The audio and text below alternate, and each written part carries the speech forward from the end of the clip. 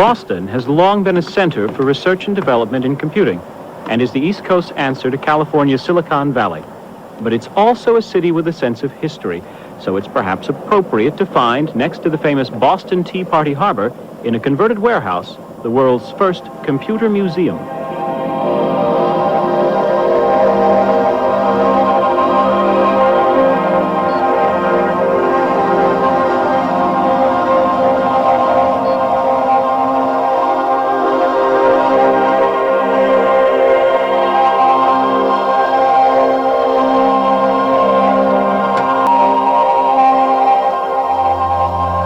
The museum opened here in November 1984. Its collection features such highlights as the first object ever designed on a computer, this rather dull ashtray, a somewhat premature tombstone for the computer language COBOL, and even a display of animals built from leftover components and used in America in an advertising campaign.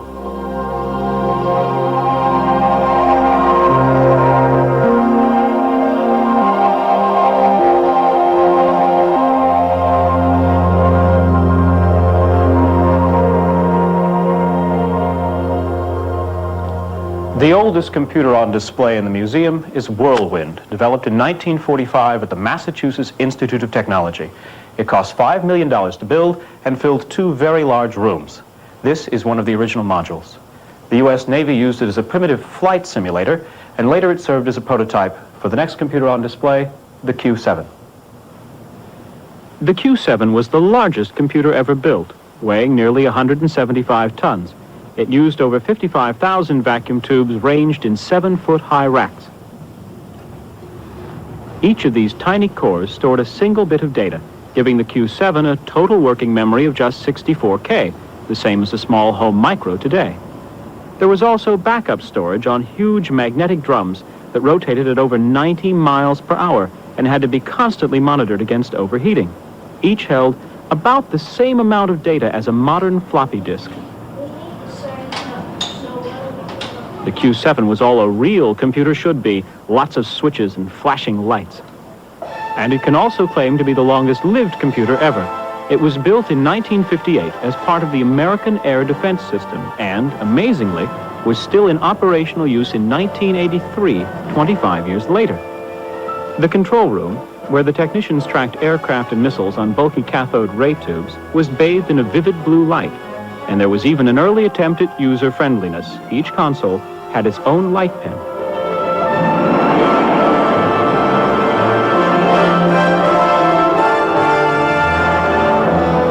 The fighters lock on target, and rockets are fired.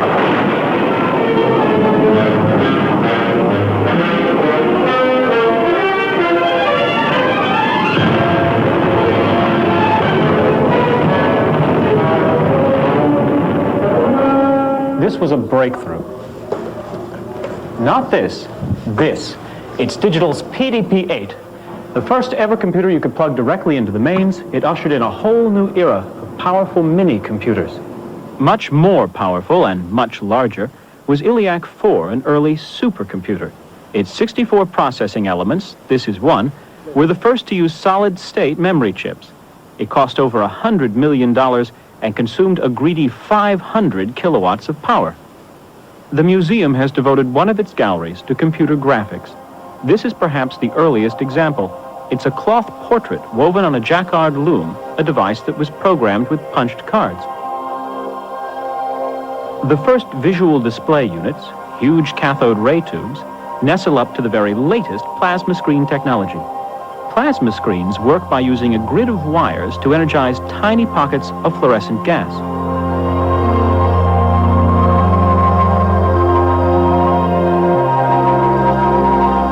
Ever wonder why so many computer graphic images have teapots in them?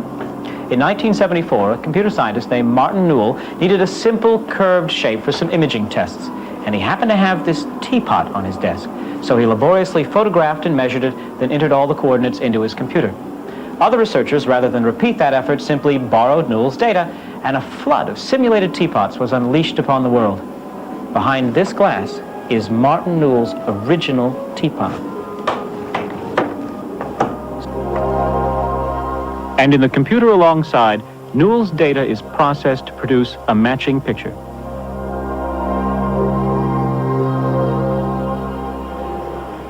This section of the museum is dedicated to the evolution of the personal computer. Set your time machines for a long while ago, 1975. That's when this came out, the ALTAIR 8800 microcomputer kit with a mind-boggling quarter K of memory. 2 years later, you could buy this Commodore PET 2001. Although a look at its keyboard shows it's still more for techies than typists, it did have an onboard cassette recorder. Here we have the Radio Shack TRS-80. We call them Trash 80s here. The Honeywell kitchen computer, a failed consumer product. Very few housewives wanted to spend $10,000 to catalog their menus, but here was a winner. This board had two major innovations. First, its processor and its memory were together on the same board. That had never been done before. And secondly, it had BASIC built-in on a ROM chip. It's the Apple I. And when hobbyist Steve Jobs and Steve Wozniak built this, they had no idea they were about to spawn a multinational corporation. Over here, we've got the Osborne I, first portable microcomputer, and two British machines, the Sinclair ZX80 and ZX81, which broke price barriers and introduced thousands to computing who would never have otherwise discovered it.